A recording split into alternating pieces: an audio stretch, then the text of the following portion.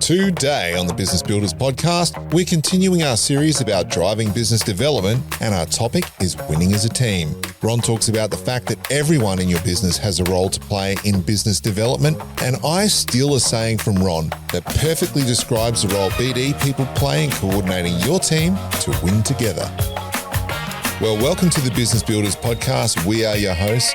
I am Brenton Gallen. And I'm Ron Tomlin. And it's great to have you here with us, but it's been 3 weeks since our last episode, Ron, and you've been away. Yes, I've been on holiday up in far north Queensland, so good to be back, having said that, and good to be back in the saddle with our Business Builders podcast because we got out of cadence there, didn't we? We did. It was because you went on holiday. Yeah, I know. I'm sorry. I have a life. You do. Mine's coming up towards the end of the year when we've finished our episode, so I won't cause a break, although I might decide to go off on a holiday. You should have a work-life balance, shouldn't you? Absolutely.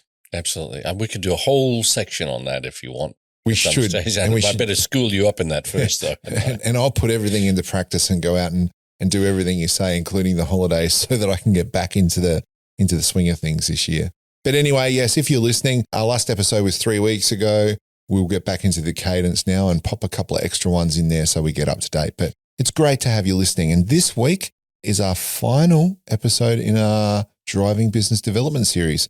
So we've had 4 episodes in the series, planning your business development. So making a business development plan. That was a few weeks back if you haven't listened to it. Monitoring your business development, which is all about creating a sales pipeline and managing that. Aligning your team, which is all about creating effective BD meetings. And today, Ron, what are we doing? We're doing winning as a team. Yeah. And that's so important because if you're really serious about business development, you want to make sure that business development includes your whole team and not just your BD people. Is that correct? That's right. But before we do that, who is our sponsor?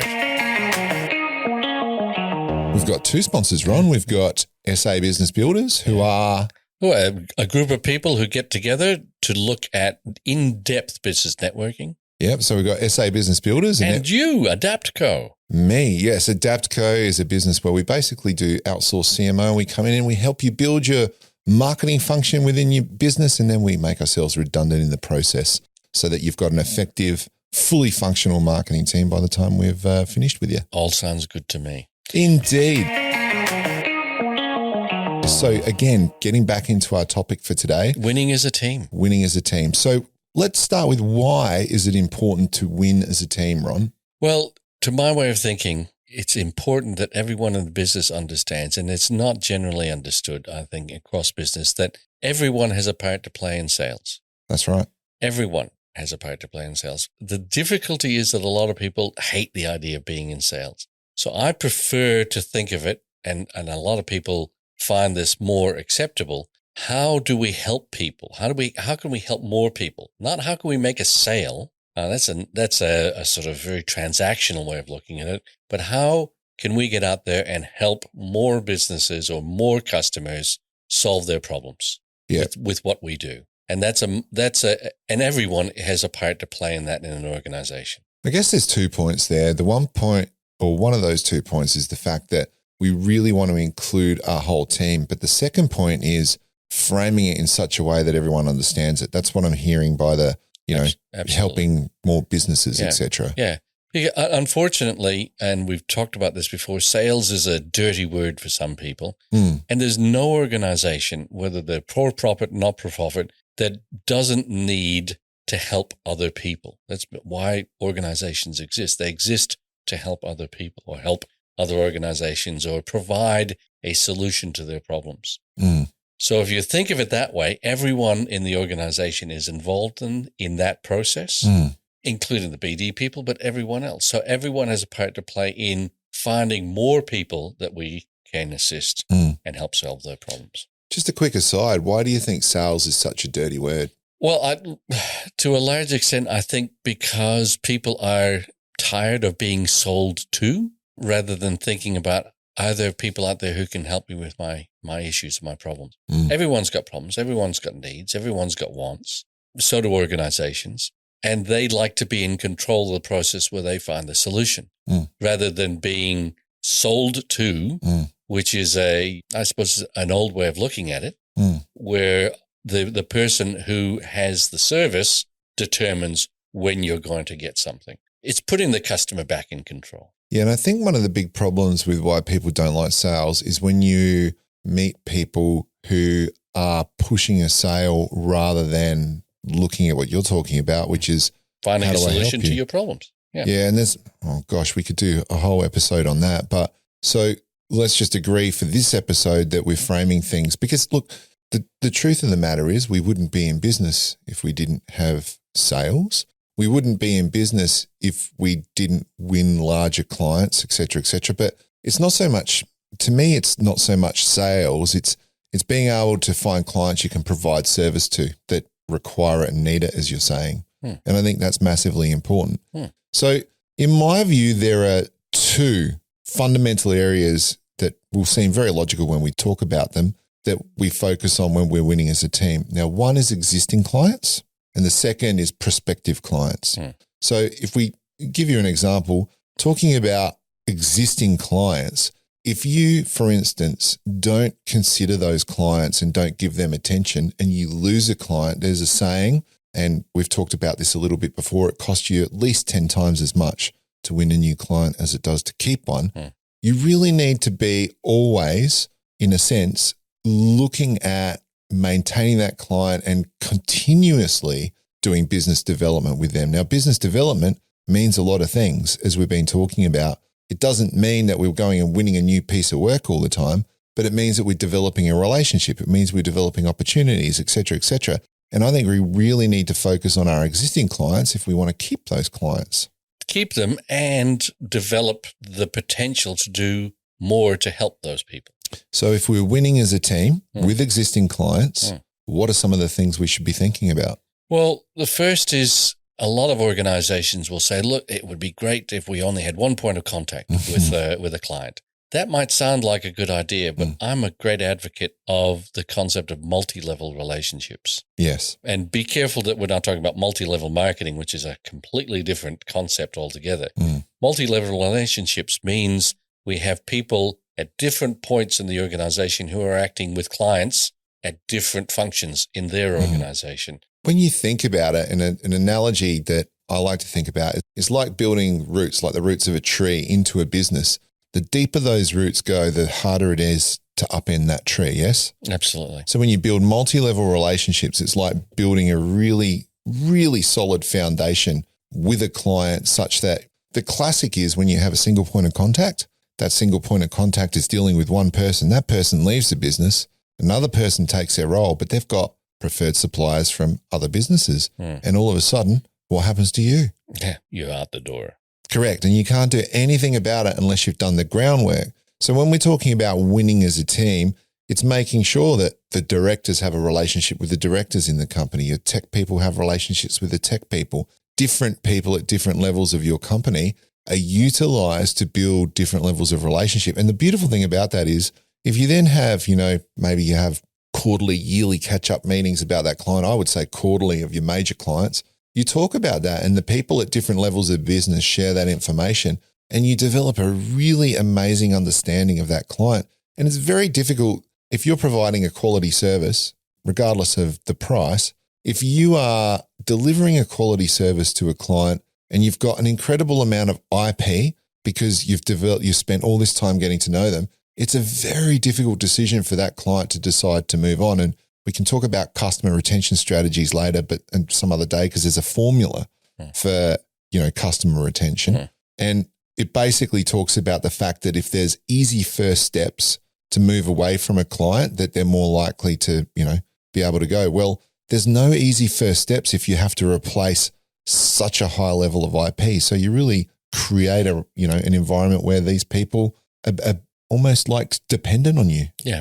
And if switching that to a different frame, if you understand your clients better and you understand what's important to them, then you're able to help them more. So what, is price important to them, or is delivery time? Is lead time for new products important to them, or is reliability? What are the things that are critical to that organization? If you understand that, you can provide it in such a way that they are getting better value from what you're offering. So think of it in a positive way as well, not just how do we put the suckers in and can keep them there. Well, it's actually how do we serve them better? And I've seen it recently with some of the clients I've got, that their clients, the ones they're focusing their attention on and really making an effort to streamline their service, create a better relationship, they're spending more and more. Now, that's not always going to be the case, but the better the service you can provide, the more you understand their business, the more you make it easy for them, etc., the more likely you are to do more work. Not because if you're putting the suckers into them, as you say, and just in a sense taking money because it's there and you can, you're not going to have that relationship forever, because someone's going to realize that at some point, that the relationship's built on basically extracting as much value in one direction. The value has to go in two directions. Absolutely. Yeah. And when people understand and trust that the value is flowing in both directions, then there's a better relationship. And as you say, it's harder to break that relationship. Yep. So if we're talking about winning as a team and focusing on existing clients, like we talked about, there's multi-level relationships. There's also spending time with our suppliers. We talked about that earlier this morning in our little pre-catch-up to our podcast. Yes. So what about suppliers, Ron? Well, suppliers are supplying you and presumably your competitors as well, and they have information. They know what's going on. And so having relationships with them where there's a level of trust that they can give you information that's pertinent to your relationships with your customers and the industry in general, that gives you a level of asset, if you like, an intelligence asset that goes beyond just a transaction. I'm buying this from you. So that information becomes important in how you service your customers as well. So having information about what's going on in the industry, what other competitors are doing, what other customers of those competitors are doing is critical information. Yeah, absolutely. And to your point, it will very often not be the BD people who are dealing with these suppliers, because the suppliers will be working in the day-to-day of the business with other staff. So that brings us on to really emphasizing what this is all about. If you want to win as a team, if you want to really retain clients, because that's the internal BD part, continually developing that relationship, because any relationship that you don't give attention to starts to fail. It starts to get issues. It starts to get problems. You must give the most important relationships attention. So we were talking about earlier this morning that we need to really build into the business a cultural awareness that everyone has a part to play in the business development process. Everyone has a part to play in the sales process. And I think from what you're saying earlier, it's again how you communicate that.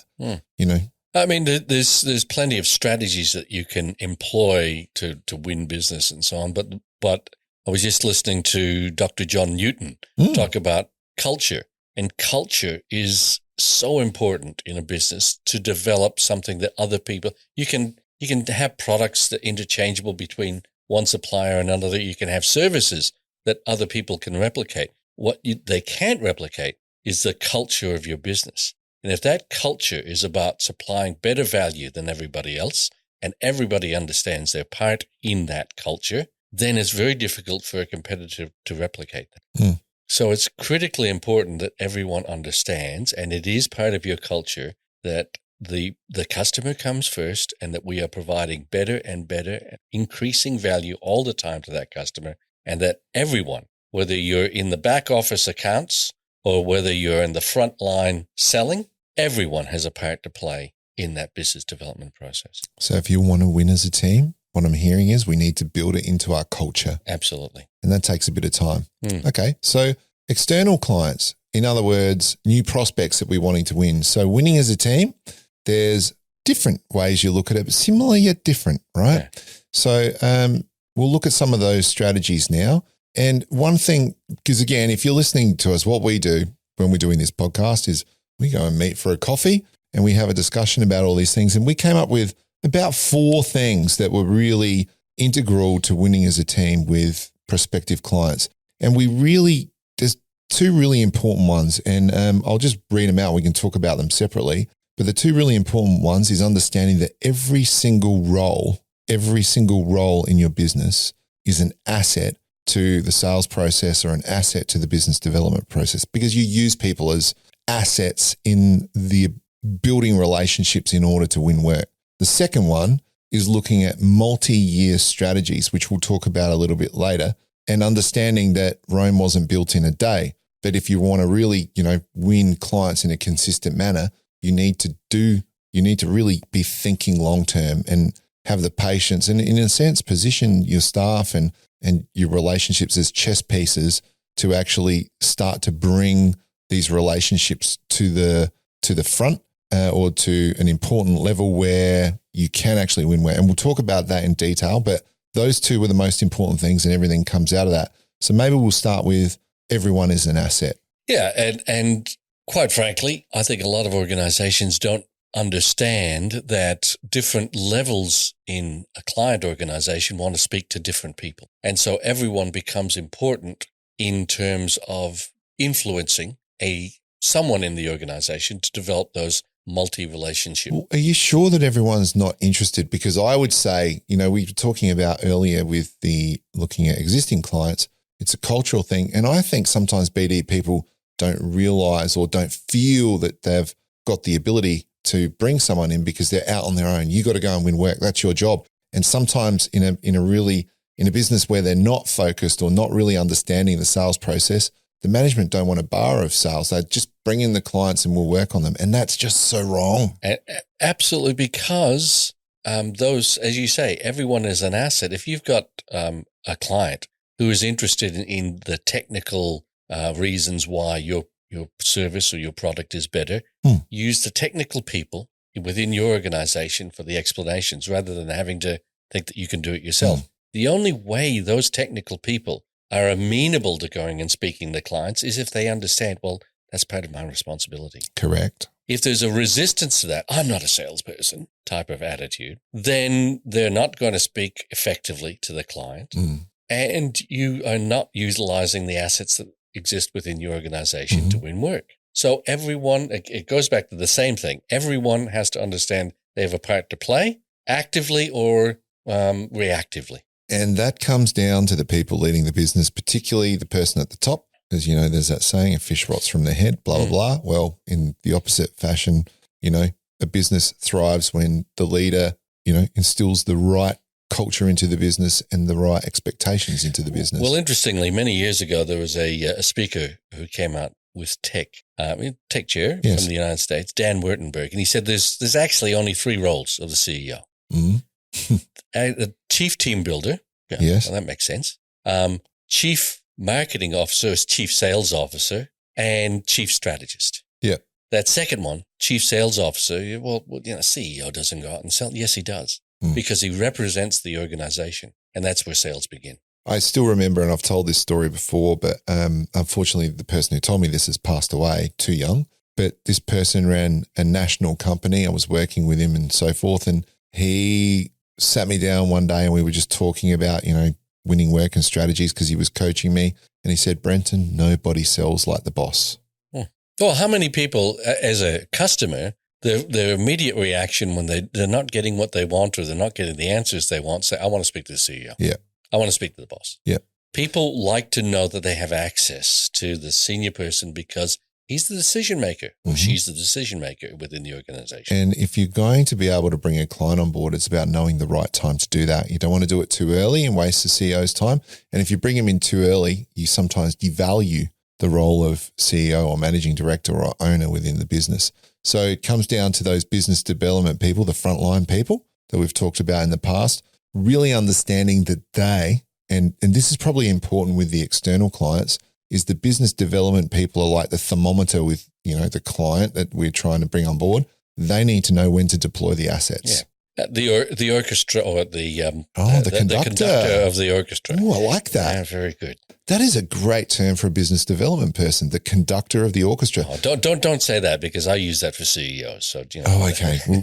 we'll just say it this once in this podcast. But I like to give good BD people their credit in a sense because it is a hard role, which is why it's a dirty word because people don't want to do it. I think the other thing too is understanding that it's not just the BD people knowing that they should be employing these assets. It's having the assets ready to be employed. And that's about attitude and culture. Culture, yeah.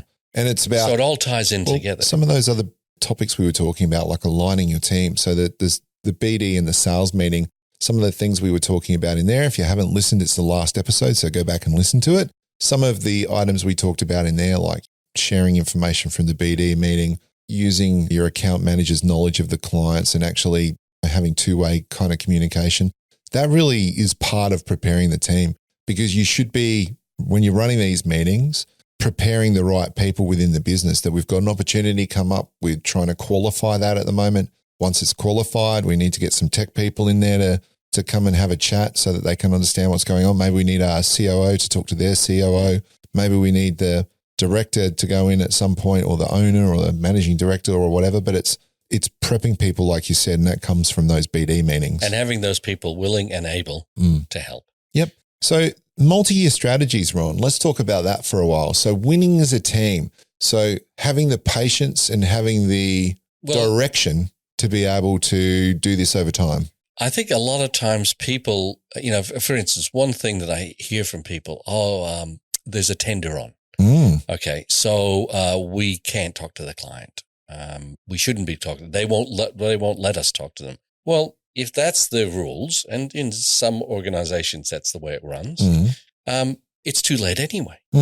So you should have been talking to them. But if in the past, you should be thinking about when is their cycle of buying, and when should we be talking to them to influence that the next cycle they're buying. So if you miss out, you haven't heard about a tender for an organization, what you should be thinking about is, okay, when's the next cycle, and how do we start the process of influencing? And it doesn't happen in one meeting. It often happens if you really want a client and they've just gone out to tender and you know it's going to be 3 years until they tender again, you should be starting to talk to them now about what they're looking for at different levels in the organization. What are their needs? What problems can you help them solve? So that by the time it gets to that process where they aren't allowed to talk to suppliers, you've already got all the information you need to be able to help them solve their problems. Well, if we're talking about multi-year strategies, I think it actually comes down to an attitude.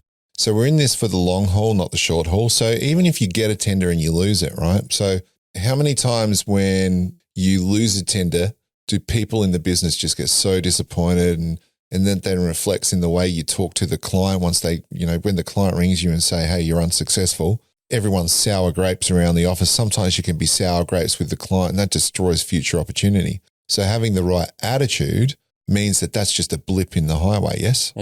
That brings to a good point. When you lose to someone else, that's an opportunity for learning. Yeah. Why did we lose? You can do some internal analysis. Why did we lose that client? Why didn't we win that business?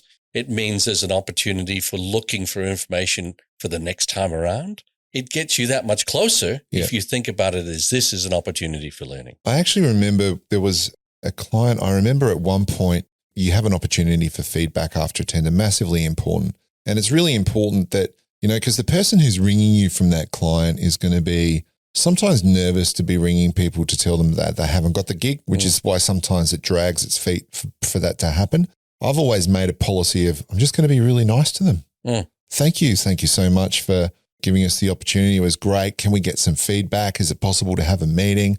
And I remember one client, we gave that feedback and we congratulated them on winning that, or on selecting that particular client, and wished them all the best for that. And we wanted to keep a relationship. And I remember they sat there in shock going, are you sure? Is this what you really want? And I'm like, yeah, well, I want to get to know you as a client. I think based on what you've told me, you've chosen the right person for the job. So we just want to learn as much as we can about you. And then that then ensues a relationship. And if you're talking multi-year strategy and you get to know that business, you go on at different times. The next time the tender comes up, you're well known within that organization. You're liked. They know a bit about you. So there's already kind of a familiarity, and that really helps. Well, I like to think of it as keeping the door open. Yeah. As opposed to what's happened to me in the past when I've had to tell people they haven't got the business, and they've been quite nasty, or they've been very vindictive about the choice that I've made.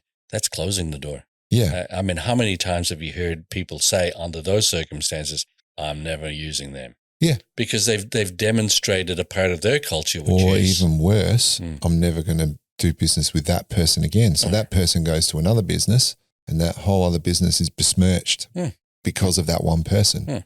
So you got to remove the emotion and think long term. And again, it's a cultural thing. Okay, we haven't won this business, but there must be opportunities in the future where we can still help. Yep. So let's keep the door open. So I want to talk about just quickly, when we talk about multi-year strategies, I want to talk about an example I've seen with a business. This business won all of its work through tenders, but it wouldn't get the work unless they were invited to be part of the tenders. So long story short, they had to reach a certain type of person, right? And these people went to an event. So they set up an event strategy where what they would do is they would go to this event where all these people were that they needed, and it was city councils from around Australia that they needed to deal with.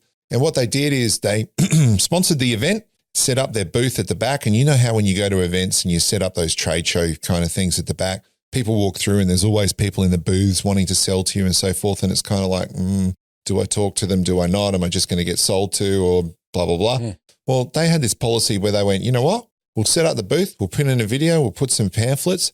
All of the staff go sit in the conference and just get to know people, don't sell. So how do you think that helped them? Oh, well, at the end of the day, they got to understand what the problems were. And again, it gets back to that attitude of, are we here to sell, push, or are we here to help solve people's problems? So what happened is it took about 1 to 2 years of going to these events, consistently, and people starting to see these people as part of the woodwork. And these people dressed all in black with their, signature, and they became known as the Men in Black in this conference. It was quite good, actually, good branding. Anywho, they would go to these conferences, get to know everyone, and after 1, 2, 3 times of seeing these people not really being sold to, just getting to know people, understanding the business, trust kind of was there. And all of a sudden, the tenders started coming bit by bit by bit by bit, to the point where basically every council that they wanted around Australia was sending them tenders because they'd built the relationships over 2, 3, 4 years. Whether they won them all or not is a different story. They won their fair share, but they wouldn't have won anything if they didn't build those relationships over 1, 2, 3 years. So it's understanding that for a lot of business that you get from customers, whether it's retail customers or business-to-business customers, it takes time to build that level of trust. And multiple different contact points. So the boss would go to these. They would have, BD people going to these. They would also have some of their, managers going to these, et cetera, et cetera. So it's about involving the whole team. So is there any other bits that you would think we should be talking about when it comes to winning as a team with prospective clients? Well, if we're going to get everyone to think of themselves as business development or involved in the business development sales process, then we've got to think about how, when we celebrate a win, we involve everyone in that. Yeah. Because if we say, everyone's involved in sales, but only the salespeople get to celebrate when they get a win, that doesn't really sit well. Correct. It doesn't demonstrate that, yes, you are involved. So it's like having two sets of values. Yes. So you need to celebrate as a whole team, not just the salespeople. That means the salespeople need to step aside and leave the egos at the door and say, guys, we all won this, not just us. Well, it actually means the BD people need to be leaders. Leaders within the business, right? Because they encourage and they build up people and they include people, and that's a leadership role. So they need to be influencers and leaders. But so take everyone out to dinner and so forth as well. But that, on the other hand, also means managing people when you lose a client, because you know how we said sour grapes, after you've, gone in for a big tender or something, there is a lot of work that goes into that. You can be really disappointed. I've seen teams get really depressed when they lose big gigs. So if you're going to include everyone in the winning, you got to include everyone in the losing, and in some fashion, the debrief and filter information through the company and let people know it's okay. And that's why the multi-year strategies become important. Yeah, I think it's important to emphasize there. That doesn't mean flogging everybody when we lose. Oh, yes. Equally. It means getting people to understand this is an opportunity to learn. Yes. And this is an opportunity to get one step closer to winning the next time. Yeah. And like I said, if we're thinking multi-year strategy, that means that we go, well, this was step 1 in winning this client. So we're not successful. What have we learned? Now that we know a lot more about the company, how do we now go in and build a better relationship over time? Who do we mobilize? Do we get other staff members out networking, because realistically, another thing is you don't have to sell, but you should have your staff going to seminars and events and so forth, and really try and encourage them just to build business friendships or to build connections and so forth, not to sell, just to get to know people. Because when you get to know people, if you're going out, and not everyone is going to do this, but as you get to know people, the information flows back. You build trust in a broader sense. Your business gets a good reputation because you've got these staff who are going out and talking about you in different places. It's important to include everyone in every step of the process. Yes. But communication becomes a key thing. And coordination within the organization, which is what we talked about last time in aligning your team. Yeah, great. So that's pretty much it. If you want to win as a team, really the key takeaway from me from that whole thing is that you have to build it into the culture.